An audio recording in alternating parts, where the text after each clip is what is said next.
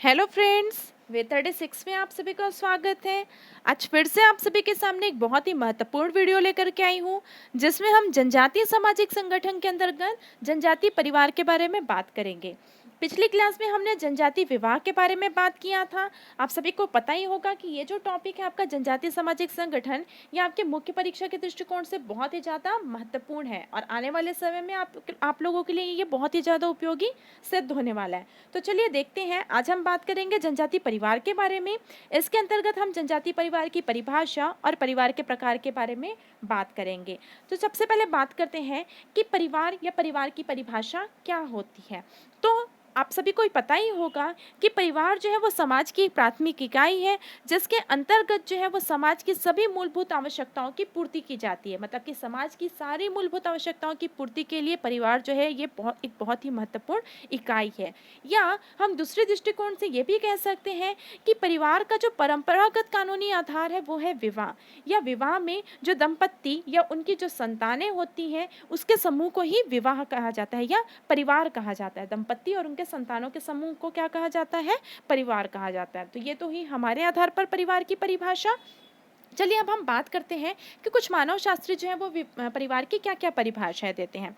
सबसे पहले मैकाइवर और पेज के बारे में बात करते हैं कि ये क्या कहते हैं। इनके द्वारा परिवार पर्याप्त निश्चित यौन संबंध द्वारा परिभाषित एक ऐसा समूह है जो संतान के जनन एवं लालन पालन की व्यवस्था करता है। आप सभी को पता ही होगा, मैंने बताया कि परिवार क्या होता है कि एक दंपत्ति या उनके संतान का एक समूह होता है जो संतान के जनन या लालन पालन की व्यवस्था करता है। दूसरे मानव शास्त्री का हम देखें तो वो है ऑकबर्न और नीमकॉफ। ये क्या कहते हैं कि बच्चे या बिना बच्चों वाली एक पत्नी या किसी पुरुष या एक स्त्री अकेले ही अपने बच्चों सहित या थोड़े बहुत स्थायी संघ को हम क्या कहते हैं? परिवार कहते हैं। मतलब कि किसी दंपत्ति के समूह को भी हम परिवार कहते हैं, मतलब दो दंपत्ति को भी हम परिवार कहते हैं, बिना बच्चों वाले दंपत्ति को भी परिवार कहते हैं, या एक स्त्री जो अपने बच्चों के साथ रह रही हो उसको भी हम क्या कहते हैं? परिवार कहते हैं। तीसरा है लूसी मेयर के अनुसार। लूसी मेयर कहते हैं कि परिवार एक गृहस्थ समूह है जिसमें माता और पिता संतानों के साथ रहते हैं। उसके मूलभूत रूप में दंपति और संतान जो है वो रहती हैं। जैसे मैंने आपको बताया कि परिवार में मूलभूत जो है क्या है, मूलभूत चीजें क्या है, या मुख्य रूप से दंपति या उनकी संतान ही जो है वो परिवार कहलाती हैं। ठीक है, तो ये तो थी परिवार की परिभाषा। यदि आपको 2 नंबर में पूछा जाए तो आप किसी भी मानव शास्त्री के अनुसार या अपने अनुसार भी आप विवाह की परिभाषा लिख सकते हैं। यदि आपको ज़्यादा 8 नंबर या 10 नंबर के बारे में ये प्रश्न पूछा जाए तो आप सारी चीज़ें, विवाह की पूरी परिभाषा और विवाह के प्रकार भी आप समझाएंगे। तो चलिए हम आगे बात करते हैं जनजातीय परिवार के प्रकार। तो चलिए, परिवार के प्रकार क्या क्या होते हैं। तो वैसे तो परिवार को अनेक प्रकार में बांटा गया है। सबसे पहले हम देखते हैं सदस्य संख्या के आधार पर परिवार के प्रकार, जिसमें पहला होता है आपका मूल व केंद्रीय परिवार, दूसरा होता है संयुक्त परिवार और तीसरा होता है विस्तृत परिवार। ये जो मूल और केंद्रीय परिवार होते हैं वो ऐसे परिवार होते हैं जिसके अंतर्गत पति पत्नी या उनके बच्चे शामिल होते हैं। मतलब कि सिर्फ दंपति और उनके बच्चों के समूह को हम क्या कहते हैं? मूल या केंद्रीय परिवार। दूसरा प्रकार होता है परिवार का, वो है संयुक्त परिवार। संयुक्त परिवार ऐसा परिवार होता है जिसमें पति पत्नी एवं उनके सभी बच्चे, चाहे वो बच्चे आपके लड़के हों या लड़कियां हों, सभी क्या होते हैं? विवाह के उपरांत भी जो है वो एक ही घर पर निवास करते हैं। उन्हें हम कहते हैं संयुक्त परिवार। तीसरा होता है विस्तृत परिवार।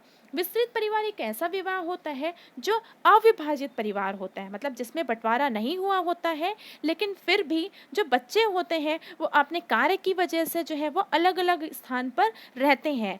एक साथ ना रह करके एक ही शहर पे वो अलग अलग घर पे या अलग अलग स्थानों पर क्या करते हैं? निवास करते हैं। तो उस प्रकार के परिवार को क्या बोलते हैं? विस्तृत परिवार बोलते हैं। तो ये तो थी सदस्य संख्या के आधार पर। दूसरा हम बात करेंगे विवाह के स्वरूप के आधार पर विवाह की परिवार की परिभाषा। तो पहला है एक विवाही परिवार। एक विवाही परिवार क्या होता है? एक पुरुष का एक स्त्री के साथ विवाह होने के पश्चात जो परिवार बनता है उस परिवार को हम बोलते हैं एक विवाही परिवार। दूसरा होता है बहुविवाही परिवार। मतलब कि एक पुरुष का अनेक स्त्रियों के साथ जो विवाह होने के बाद जो परिवार स्थापित होता है, या एक स्त्री का अनेक पुरुष के साथ जो विवाह होने के बाद जो परिवार स्थापित होता है, उस प्रकार के विवाह को हम क्या बोलते हैं? बहुविवाही परिवार। ठीक है। तीसरा है समान रुधिर परिवार। समान रुधिर परिवार क्या होता है?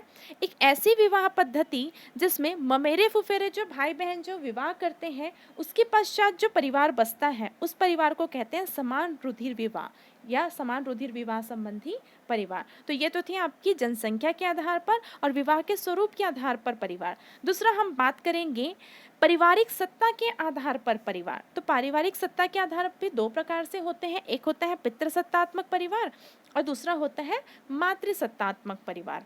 पितृसत्तात्मक परिवार क्या होता है? ऐसा परिवार जिसमें पिता की सत्ता का पालन किया जाता है, मतलब कि ऐसा परिवार जिसमें पिता के कुल में रहा जाता है, पिता या ससुर के घर पर निवास किया जाता है और उनकी ही सत्ता का पालन किया जाता है, वैसे परिवार को हम बोलते हैं पितृसत्तात्मक परिवार। दूसरा प्रकार होता है मातृसत्तात्मक परिवार।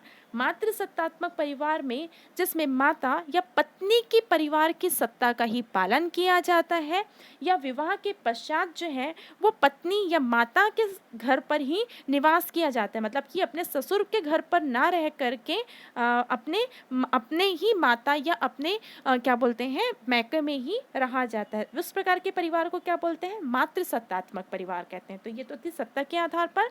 दूसरा हम बात करेंगे वंश के आधार पर परिवार। तो पहला होता है पितृवंशी परिवार और दूसरा है मातृवंशी परिवार। पितृवंशी परिवार एक ऐसा परिवार होता है जिसमें पिता के वंश का पालन किया जाता है, मतलब कि जो पीढ़ी दर पीढ़ी जो पिता के वंश का पालन किया जा रहा है, मतलब कि पिता की पीढ़ी के वंश को बढ़ाया जा रहा है, वो क्या कहलाता है? पितृवंशी परिवार। मातृवंशी परिवार में क्या होता है? जिसमें माता के वंश का पालन किया जाता है, मतलब कि जब आपका विवाह हो तो उसमें आपके पिता के कुल का नाम नहीं आएगा, उसमें माता के कुल का नाम या उसके वंश का नाम जब आने लग जाए तो वो क्या कहलाएगा? मातृवंशी परिवार कहलाएगा। तो ये तो थे आपके विवाह के परिवार जिसमें हम जनसंख्या के आधार पर, विवाह के आधार पर, पारिवारिक सत्ता और वंश के आधार पर हमने देखा कि ये सब क्या थे? आपके परिवार के प्रकार थे। लेकिन अगर हम बात करें कि छत्तीसगढ़ की जनजातियों में सामान्यतः कौन से प्रकार के परिवार पाए जाते हैं, तो छत्तीसगढ़ में एक विवाही परिवार, पितृसत्तात्मक परिवार और पितृवंशी परिवार जो है वो पाया जाता है, मतलब कि एकल विवाह और एक विवाह ही जो है वो आधुनिक भारत में या आपके छत्तीसगढ़ में या जनजातियों में भी जो है वो प्रचलित है। तो ये तो थी आपके परिवार के बारे में बहुत ही महत्वपूर्ण तथ्य। यदि आप लोगों को अच्छे लगे हो तो आप मुझे कमेंट करके ज़रूर बताइएगा, और यदि आपको अपने अनुसार जो है वो कोई भी विवाह की परिवार की परिभाषा यदि आपको पता हो, अगर आपको लगता है कि ये भी जो है वो परिवार की परिभाषा हो सकती है, तो वो भी आप मुझे कमेंट करके ज़रूर बताइएगा। धन्यवाद।